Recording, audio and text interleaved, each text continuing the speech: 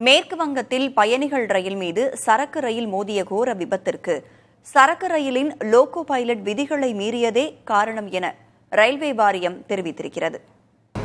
மேற்கு வங்க மாநிலம் டார்ஜிலிங் மாவட்டத்தில் உள்ள நியூ ஜல்பைகுரி பகுதியில் கஞ்சன்ஜங்கா எக்ஸ்பிரஸ் ரயில் சென்று கொண்டிருந்தது. அப்போது அந்த எக்ஸ்பிரஸ் ரயிலின் பின்புறத்தில் சரக்கு ரயில் மோதி பயங்கர விபத்து ஏற்பட்டது. இதில் சரக்கு ரயிலை இயக்கிய லோகோ பைலட் நிகழ்விடத்திலேயே உயிரிழந்த நிலையில் பயணிகள் ரயிலின் 3 பெட்டிகள் தடம் புரண்டன. இந்த கோர விபத்தில் 9 நபர்கள் உயிரிழந்துள்ளதாக ரயில்வே அதிகாரிகள் கூறும் நிலையில் 15 நபர்கள் வரை இறந்துள்ளதாக மேற்கு வங்க காவல்துறையினர் தரப்பில் தெரிவிக்கப்படுகிறது.